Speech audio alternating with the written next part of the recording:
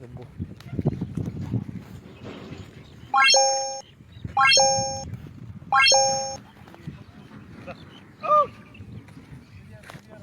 देवाशी राम राम है करो सर ठीक है तो लाइव देख रिया एक राम राम करो रा राम राम सर। अच्छा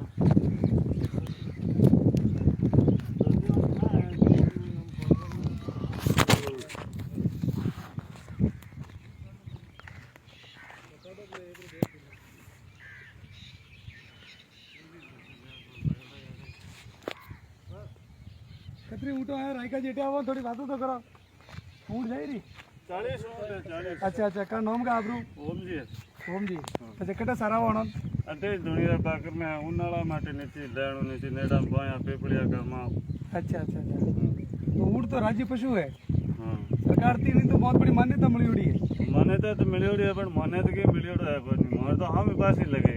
अच्छा हमें फसल लगाई है हां तो क्या समस्या क्या आवे आनी ऊँट अब ऊँट बिके नहीं अच्छा कोई दूध रे बेलो नहीं दूसरी भी वैली नहीं और तो बिटिया बिके नहीं तो फिर लाल काबरो ने बात करा करवना कोई पालन पोषण करे तो भी खर्चा भी नहीं पहुंचावे।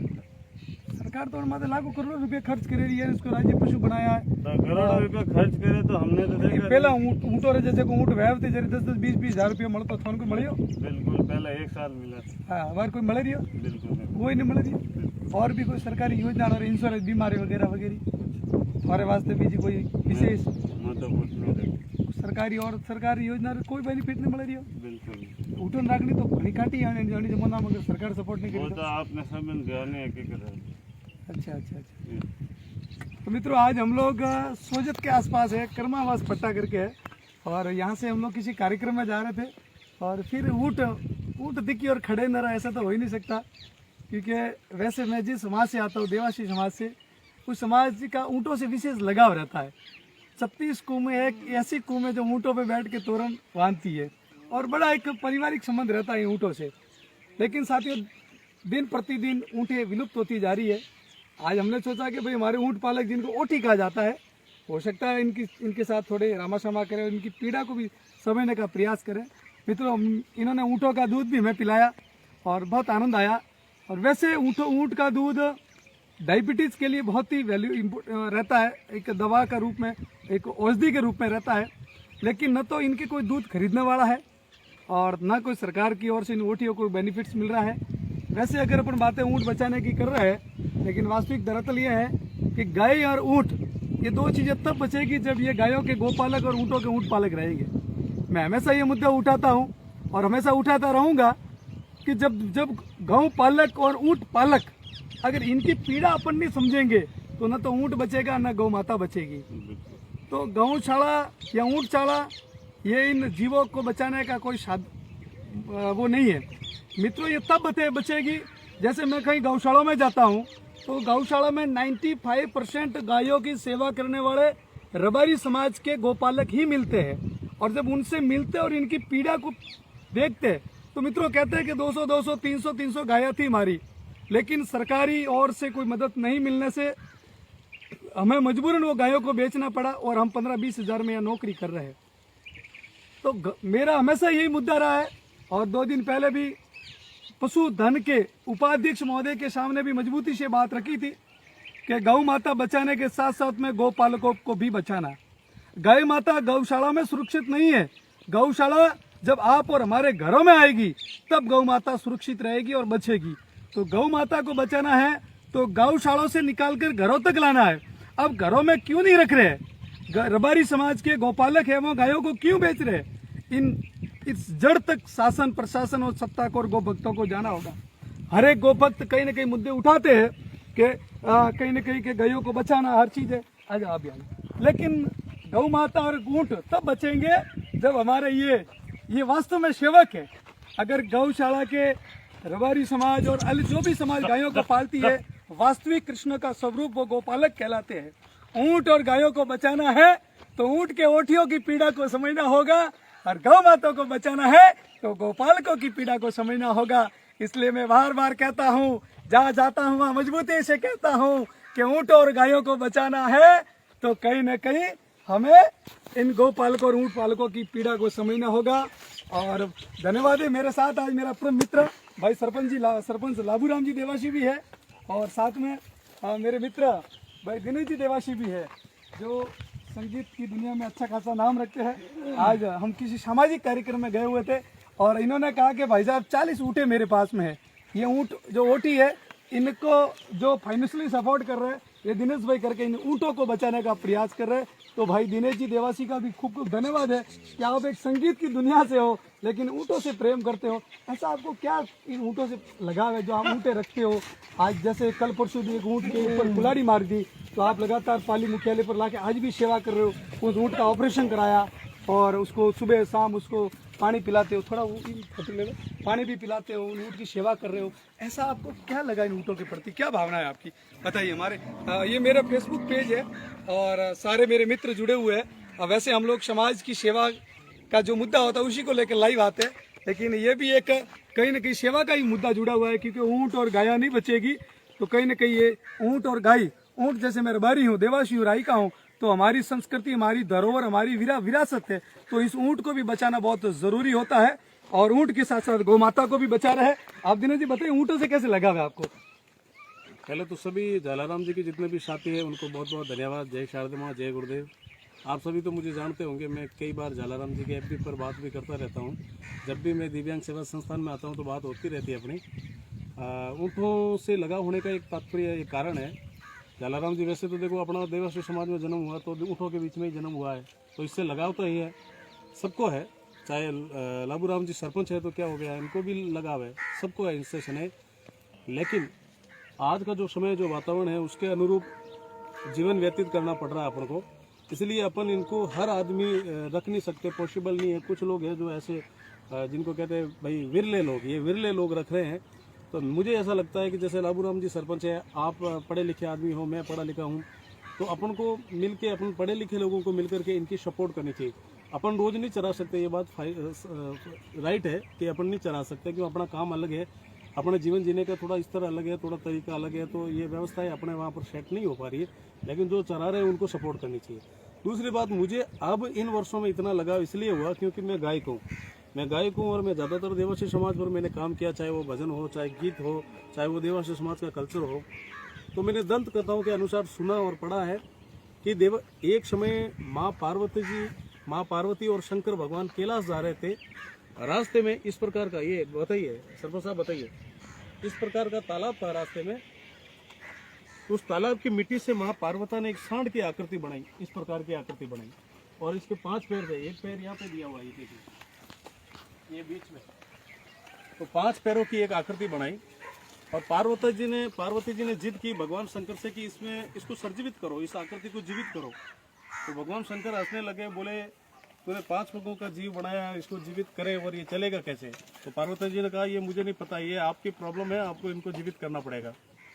खैर, शिव से बड़ी शक्ति संसार में, और भगवान करे तो भी क्या करे, क्यों माँ पार्वती जी ने का जो आदेश था, और कि भाई राजयोग, बाल हट और स्त्री हट, ये जो हट पकड़ लेते, जिद पकड़ लेते तो माननी जरूरी है। भगवान शंकर ने उनकी बात मानी और भगवान शंकर ने इनको जीवित कर दिया। जीवित करने के बाद जलाराम जी ये बात चली कि भाई ये एक अलग जानवर है, ये अलग प्राणी है, इस सृष्टि में है ही नहीं, इससे पहले था ही नहीं। तो भगवान शंकर और पार्वती जी के बीच में तर्क वितर्क चला कि भाई इनको बना तो दिया, लेकिन इसकी रक्षा कौन करेगा? या तो इनको देख करके संसार के जितने भी मनुष्य है, प्राणी है, वो इनको देख के भाग जाएंगे। और इसका जीता जागता उदाहरण, आज भी जानवर तो भागते हैं, चलो इंसान तो बुद्धिजीवी है इसलिए समझ लेता, बाकी भैंस भागती है, गाय भागती है इनको देख के। तो या तो इनको देख करके मनुष्य भागेंगे, गांव खाली हो जाएंगे देख के, डर डर के, या फिर इस जीव को मार देंगे। तो इसकी सुरक्षा के लिए ऐसा कुछ किया जाए जो इनको चराने वाला कोई आदमी हो। तो पर्टिकुलर मैंने दंत कथाओं में सुना कि देवासी समाज की उत्पत्ति वहां से हुई और देवासी को बनाया भगवान शिव जी ने और पार्वती जी ने इस सांड की रक्षा के लिए। तो मुझे ये लगा कि जब अपना जीवन इसलिए हुआ है, अपनी उत्पत्ति इसलिए हुई कि भाई इस जीव की रक्षा के लिए, और आज ये जीव भटक रहा है, तारों में उलझ रहा है, कोई इसका पैर काट दे रहा है, कहीं कट के मर रहा है, बहुत सारी बीमारियां हो जाती है, 0% इनकम है इनमें। तो मुझे लगता है कि अपन पढ़े लिखे लोगों को आगे आना चाहिए, और ऐसे जो चराते हैं आज भी इस चीज़ को जीवित, इस परंपरा को अमर रख रहे हैं, जीवित रख रहे हैं, बरकरार रख रहे हैं, इनकी मदद करनी चाहिए। तो मैंने भी अपने स्तर पर छोटी सी शुरुआत इस प्रकार से, क्या बात है यार, बहुत बहुत धन्यवाद है। अभी दिनेश भाई कितने ये आप ऊँट और ये उठने कितनी है देखो आपके पास? परमात्मा की है, ये मेरे मासी के बेटे भाई है ओम जी जो है, ये चराते हैं। हम दोनों भाइयों की मिलाकर के 40 के करीब है। 40 है। हाँ, ये तो अभी छोटे बच्चों वाले अलग है, 15-20 ये छोटे बच्चों की माएँ हैं, ये सब अलग है, और बाकी 20-25 है वो अलग है। वो अलग आदमी चराता है और इनको अलग आदमी चराते हैं, ताकि ये बच्चे डिस्टर्ब नहीं होते हैं, ज़्यादा दूर तक इनको जाना नहीं पड़े। छोटे दिनेश छोटे भाई बच्चे इनके हैं, ऊँटों की कोई ऐसी व्यवस्था नहीं है जिनका दूध सरकार गवर्नमेंट ले, क्योंकि ये तो औषधि है, अब तक नहीं है। अभी तक कोई ये ऐसा दूध तो बहुत महत्वपूर्ण है, चलो दूसरे लोगों को तो समझ में आने में समय लगेगा या पढ़ना पड़ेगा उनको, लेकिन अपन लोगों ने तो इसमें जन्म लिया, अपन को तो पता है कि ये सबसे उत्तम सबसे पौष्टिक दूध है जो ऊँटनी का है। क्योंकि ऊँटनी देखो खिचड़ी भी खाती है, बबूल भी खाती है, ये फलियाँ भी खाती है, बहुत सारे जो जंगल में भिन्न भिन्न प्रकार के, नीम का पेड़ भी है, ये बरगद का पेड़ है, नाना प्रकार की ये वनस्पतियाँ घास खाती है। तो जाहिर सी बात है इसका दूध पौष्टिक है। और ये रिसर्च भी किया है, वैज्ञानिकों ने भी रिसर्च किया है कि इसका दूध पौष्टिक है, बहुत सारी बीमारियों में सहायक है, जैसे ऑटिज्म है, शुगर है, डायबिटीज़ है, उसके अलावा बच्चों की हाइट बढ़ाने में है, हड्डियाँ मजबूत बनने में है, बहुत सारी बीमारियां हैं जिनका एक फार्मूला मेरे पास पड़ा है, उन बीमारियों में ये दूध सहायक है। दिनेश भाई बिल्कुल हम पढ़ते भी रहते हैं और कई सारी चीजें हमारे एक मास्टर हमारे गांव में मारसा है, मारसा डायबिटीज भी रोज वे मतलब हमारे घर भी ऊँट थी, मारसा रोज और ऊँट और दूध लेवा आता हूँ, मारसा कह के लाखों रुपया खर्च किया, डायबिटीज ठीक नहीं हुई, ऊँट दूध थी हमारे ठीक हुई रही। इसका बिल्कुल बिल्कुल देखो जयपुर में ये 300 से 500 रुपए लीटर दूध बिकता है, और पाली में अभी मैंने शुरू किया है, बस इसीलिए किया कि कुछ लोगों की बीमारियां ठीक हो जाएगी, उनकी दुआएं मिलेगी, और ऐसे लोग जो जिनकी 1% इनकम नहीं है और ये इनको चरा रहे हैं तो इनकी भी इनकम चालू हो जाएगी। तो मैंने शुरू किया है पाली में, अभी प्रयास जारी है। अभी इस फेसबुक के माध्यम से दिनेश भाई मैं तो ये हमेशा मेरा मुद्दा रहता है, सरकार इस जीव को बचाने के लिए, क्योंकि अभी राज्य पशु भी घोषित किया सरकार ने, एक लग जाए, हाँ राज्य पशु भी उसको घोषित किया है। तो जिस प्रकार से गौशाला में एक अनुदान आता है, उसी तरह इन ऊँट के ओटियों को प्रति ऊँट के ऊपर अगर इनको आर्थिक मदद मिल जाए इनके भरण पोषण के लिए, तो शायद मेरे हिसाब से ऊँटें रह सकती है। देखिए वो एक बड़ा मैटर है, और वो व्यवस्था मैं नहीं समझता हूँ, मैं जानता नहीं, उसका मार्ग भी मुझे पता नहीं है। वो राजनीतिक व्यवस्थाएं हैं और वो सरकारी कामकाज है। कामकाज जी मैं और अपन दोनों भाई अपने स्तर पर जो कर सकते हैं वो अपन कर रहे हैं। अपन कर रहे दिनेश भाई, सही बात है, लेकिन ये लोग तो आवाज नहीं उठा सकते ना भाई।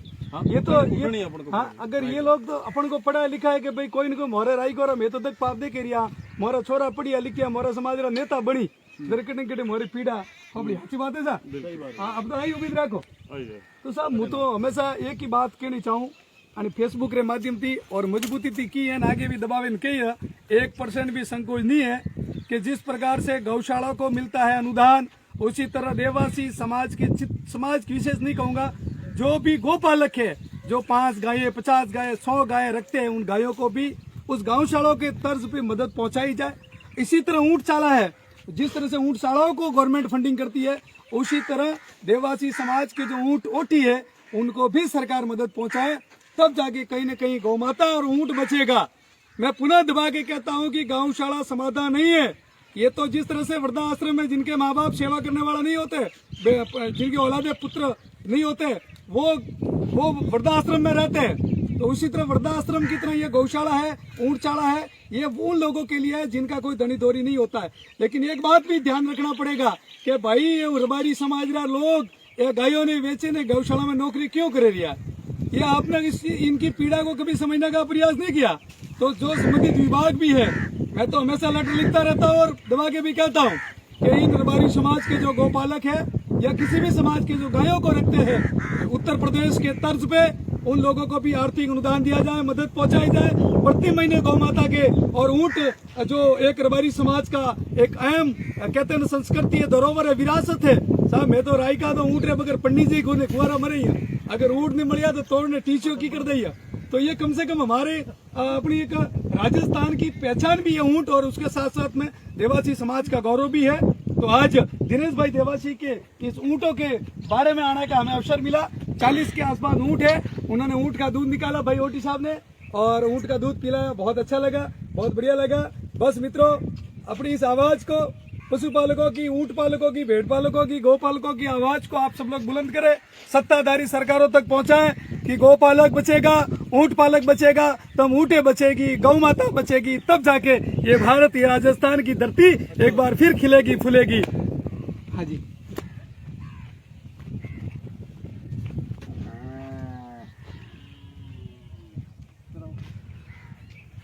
और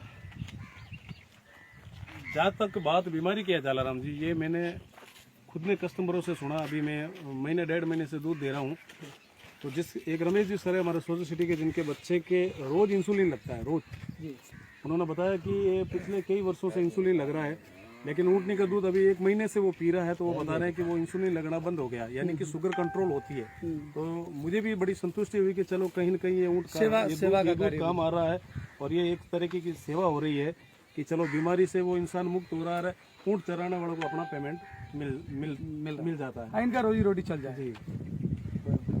बीमारियों में ऐसा है कि गूगल पर ढेर सारी जानकारी है, आजकल तो लोग सब जागरूक है, लोग देखते ही होंगे, सबको पता है। पर यह बात सच है कि सरकार की तरफ से अभी तक इनको कोई मदद नहीं मिल पा रही। सरकार तो जैसे अपन कोई पिल्ला पालते हैं ना साहब, जैसे गली मोहल्ले में कोई कहना नहीं चाहिए, लेकिन कोई डॉगी पालते ना, अगर अपन चाहते हैं कि वो अपने घर की रखवाली